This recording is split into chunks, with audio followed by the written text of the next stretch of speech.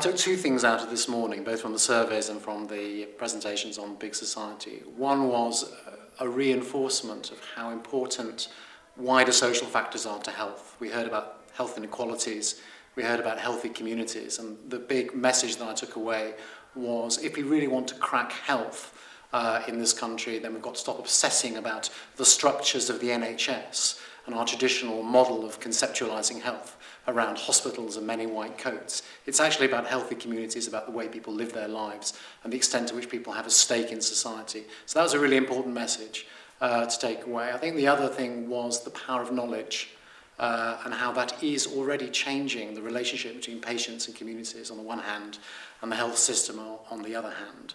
Whether governments do anything about this or not, the internet and the digital revolution are changing the way that we relate to health in potentially very powerful ways that we can't quite predict where it's going to go. One particular thing that I took away as being quite interesting was the public are against localism. That bears out research work that we've done amongst our members in the last 18 months or so. There's a very strong sense that people want to have an understood deal as to what they can get and the quality of what they can get in the way of health and social care services everywhere. The idea that it might vary from place to place doesn't fit public attitudes, and that was borne out by the survey results that we saw today.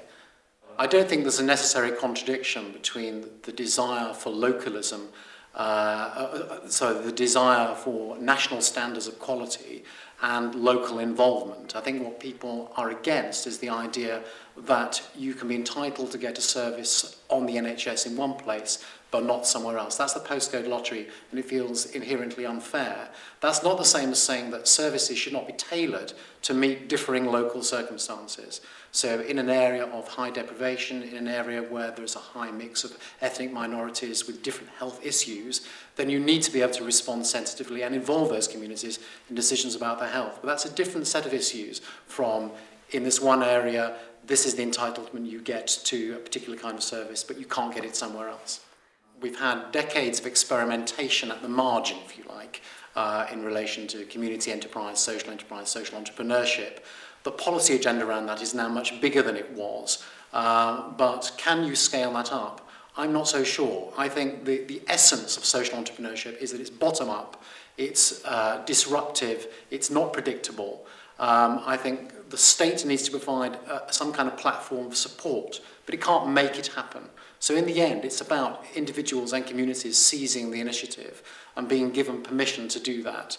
But I'm not sure that you can create a top-down, centralised methodology for making it happen.